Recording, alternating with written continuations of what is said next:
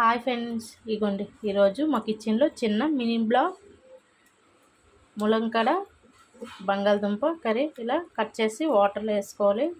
దీనికి సరిపడే సామాన్లు ఇగోండి: ఆనియన్స్, పచ్చిమిరపకాయలు, కరివేపాకు, టమాటాలు కట్ చేసి పక్కన పెట్టుకోవాలి. 2 మీడియం సైజు ఆనియన్స్ ఇలాగ చిన్న చిన్న ముక్కలు కట్ చేసుకోవాలి. 4-5 పచ్చిమిరపకాయలు, ఒక 3 టమాటాలు మీడియం సైజు ఇలా కట్ చేసి పక్కన పెట్టుకోవాలి. కరివేపాకు. ఇప్పుడు స్టవ్ మీద బాండిల్ పెట్టి చూపిస్తాను ఎలా వండుతున్నాను చూపిస్తున్నాను, చూడండి ఫ్రెండ్స్. ఓకేనా? గ్యాస్ మీద బాండిల్ పెట్టుకున్నాం కదా, ఇలా వేడయింది కదా. వేడయ్యాక కొంచెం ఆయిల్ పోసుకోవాలి. కూరకు సరిపోయే ఆయిల్ పోసుకోవాలి. ఆయిల్ వీటెక్కింది కదా, ఇప్పుడు కొంచెం జీలకర్ర, కొంచెం పోపులు వేసుకున్నాం కదా. ఇప్పుడు ఆనియన్స్, ఇప్పుడు పచ్చిమిరపకాయలు, కరివేపాకు,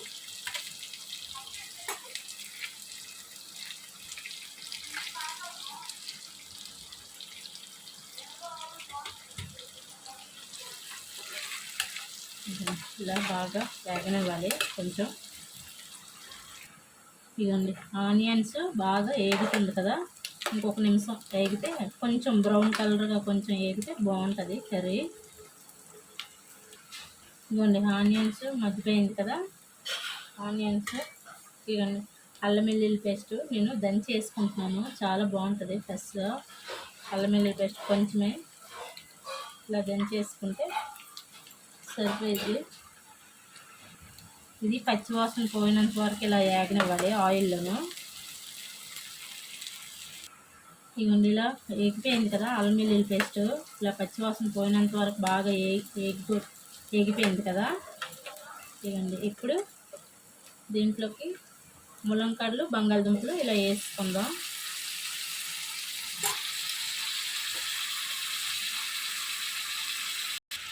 ఇలా బంగాళదుంపలు, ములంకాడలు వేసుకున్నాం కదా, కొంచెం సాల్ట్ వేసుకుందాం. బేగా మగ్గిపోయిద్ది ములంకాడను బంగాళదుంప. ఇలా కలుపుకుంటే బేగా మగ్గిపోయిద్ది.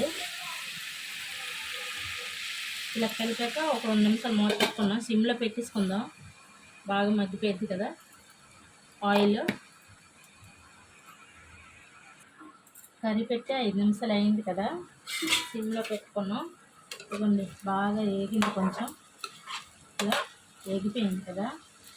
ఇప్పుడు దీంట్లోకి కొంచెం టమాటా వేసుకుందాం. ఈ టమాటా ఇది బాగా వేగిపోయింది అనుకో, ఒక 2 నిమిషాలు సిమ్లో పెట్టుకుందాం, వేగిపోయింది. టమాటా వేసి 2 నిమిషాలు అయింది కదా. ఇవ్వండి ఇలా బాగా మగ్గిపోయింది. ఇలా బాగా మగ్గిపోయింది. ఎక్కువ కలిపి ములంకాడలు ఇరిగిపోతే ఏమని బాగా ఉడికిపోయింది కదా. ఇలా బాగా మగ్గిపోయింది కదా.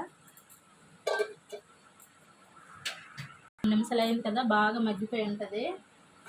ఇదిగోండి మగ్గిపోయింది. ఇదో టమాటా, బంగాళదుంప, ములంకాడలు ఇవన్నీ బాగా మగ్గిపోయింది కదా.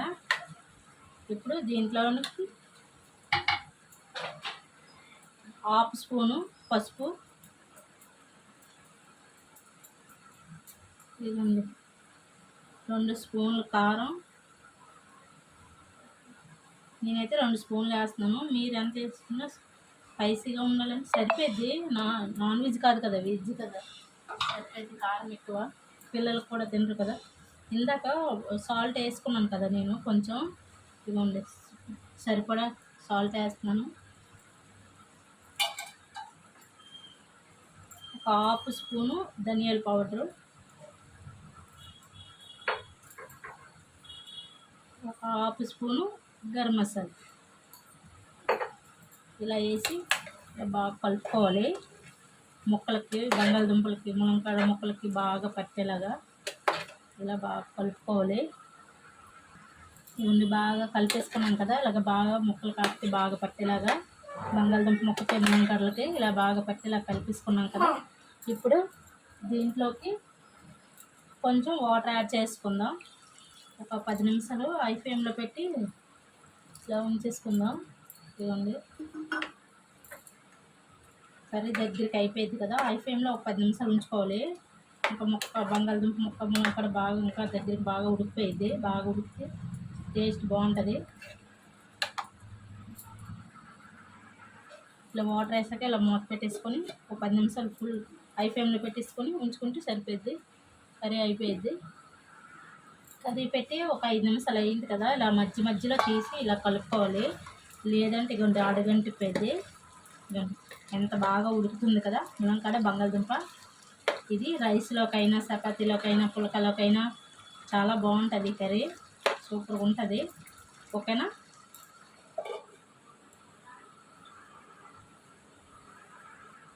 కర్రీ పెట్టి అయిపోయింది కదా. 10 నిమిషాలు అయ్యింది కర్రీ పెట్టి.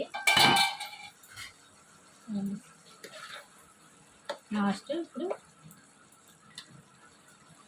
కొత్తిమీర సర్వ్ చేసుకోవడమే. ఇలా కొత్తిమీర వేసుకుని కూడా బాగుంటుంది కర్రీలోకి.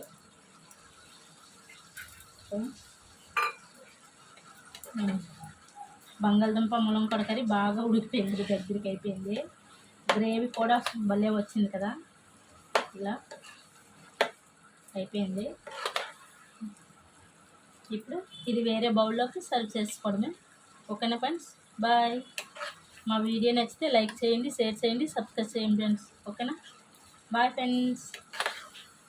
ఇలాంటివన్నీ వీడియోలు మరెన్నో పెడతాను చూడండి ఫ్రెండ్స్. ఓకేనా. బాయ్.